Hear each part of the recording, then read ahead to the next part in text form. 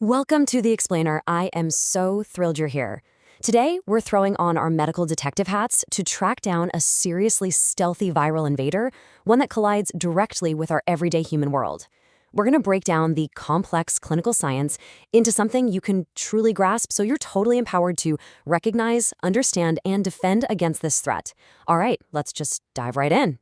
So, what could possibly link a common, everyday backyard mosquito to acute flaccid paralysis?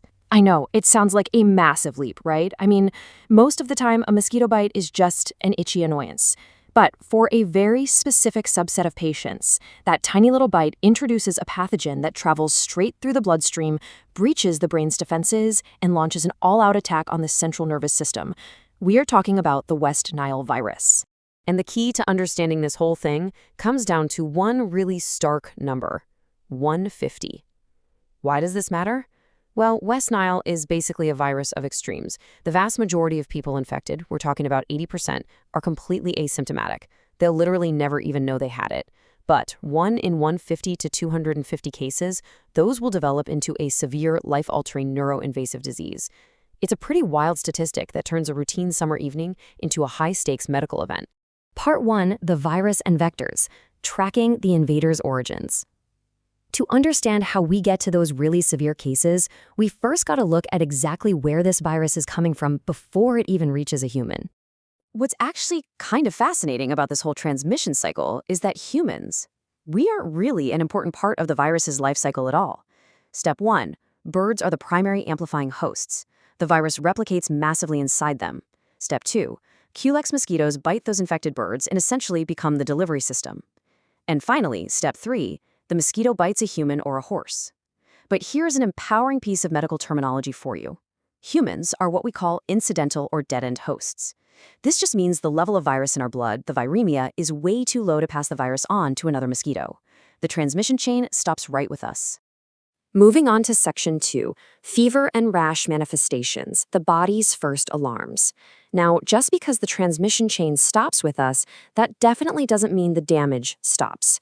Let's look at the acute clinical symptoms that surface when the virus actually takes hold. For about a quarter of everyone infected, the virus is going to manifest as West Nile fever. And I want to be super clear here. Even though this is clinically considered the mild version compared to neuroinvasive disease, it is a significant clinical event. Patients experience this really abrupt onset of fever and headache that's usually followed by severe myalgias, which is intense muscle pain, along with back pain, profound fatigue, and a complete loss of appetite. It's a miserable, completely exhausting experience that just floors you. And you can actually see the visual evidence of this viral battle happening right under the skin.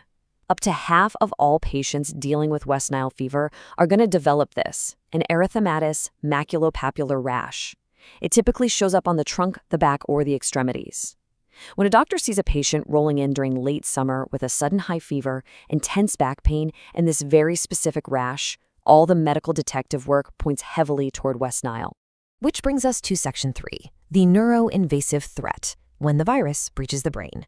Because for that 1 in 150 patients we talked about earlier, it doesn't just stop at a fever and a rash. It does something much, much more dangerous. We're talking about West Nile neuroinvasive disease. Now, we aren't going to dumb down the medical terminology here, because really understanding these terms is exactly how we grasp what the body is going through. The virus essentially invades the central nervous system, leading to encephalitis, which is active inflammation of the brain tissue itself, or meningitis, the inflammation of the protective membranes surrounding the brain and spinal cord. And in the most terrifying presentations, it causes acute asymmetric flaccid paralysis, which is a sudden, severe weakness that honestly often mimics polio. When the central nervous system is under attack, the physical manifestations are profound to say the least. Patients can develop tremors, rapid muscle jerks known as myoclonus, and even Parkinsonian features like muscle rigidity and postural instability. On a cellular level, pathologists are actually seeing microglial nodules and real neuron loss. So what's a massive clinical clue for doctors?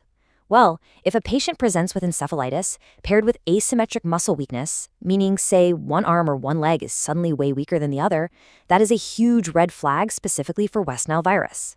All right, Section 4, tracking and diagnosing infection, the diagnostic arsenal. So how exactly do we prove it? How do doctors catch this stealthy invader red-handed? Well, the choice of test relies completely on the patient's own immune system. Usually, the standard first-line test is the MAC ELISA, which specifically looks for IgM antibodies. Think of those as the first responder antibodies your body builds when it's under attack. If you have a healthy, functioning immune system, this is the go-to test. But if a patient is immunocompromised, like maybe they're an organ transplant recipient, their body might not actually make those antibodies fast enough. In that case, doctors pivot to an RT-PCR test, which hunts for the viral RNA itself. This specific immunological reality actually turns what can be a pretty scary procedure into an absolutely vital piece of the medical puzzle. If neuroinvasive disease is on the table, doctors are going to perform a lumbar puncture to collect cerebrospinal fluid. Why? Because those IgM antibodies we just talked about, they're generally too large to normally cross the blood-brain barrier. So if we find those antibodies floating around in the fluid surrounding the brain and spine, it is absolute definitive proof that the virus has breached the central nervous system. Section 5, Treatment and Long-Term Recovery, Managing the Fallout. Once we finally have that diagnosis confirmed, we have to deal with what comes next. And this is exactly where we need to bust some common medical myths about antiviral cures. Look, when you're facing down a scary virus, human instinct is to just throw the heaviest hitting antiviral drugs at it, right? But the clinical data tells a totally different story here. Drugs like ribavirin and acyclovir might show a little promise in a petri dish, but in actual human trials, they offer absolutely zero clinical benefit against West Nile. In fact, ribavirin was shown to be possibly detrimental in an outbreak setting. And interferon therapy, it carries high toxicity with very, very limited data to back it up. So here is the harsh but crucial reality. There is no magic pill, and there's no human vaccine for West Nile virus either. The clinical mainstay is entirely supportive care. Doctors are going to use pain control, antiemetics for nausea, intravenous rehydration, and in severe cases involving paralysis, airway support. We are essentially managing the symptoms to keep the patient stable, buying time so that their own immune system can step up and do the heavy lifting of clearing the virus.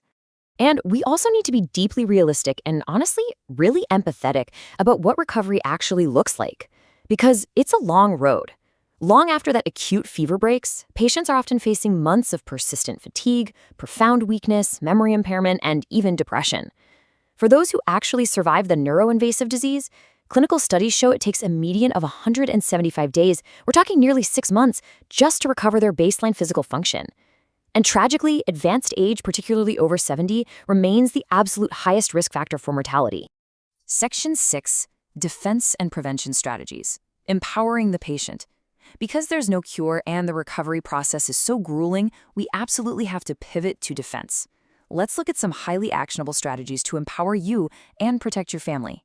Since the virus totally relies on that bird-mosquito-human cycle we talked about, your absolute best defense is breaking the chain. The most effective evidence-based tactics, applying EPA-registered repellents like DEET, and, crucially, draining all standing water. Remember, Culex mosquitoes breed in stagnant water. Think bird baths, clogged gutters, flooded basements. You also really want to avoid outdoor exposure at dawn and dusk when these mosquitoes are most active.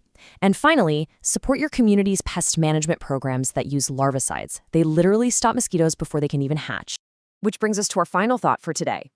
We've traced this virus all the way from backyard birds right up to the blood-brain barrier. We've seen how it can cause devastating paralysis and exactly how doctors use precise tests to track it down. But ultimately, your primary defense isn't found in a hospital. It's found at home. So I'm going to leave you with this question to look into today. Is your own backyard secretly giving the stealthy invader a place to breed? Check your gutters, empty those bird baths, and protect yourself out there. Thanks so much for joining me on The Explainer, and keep learning,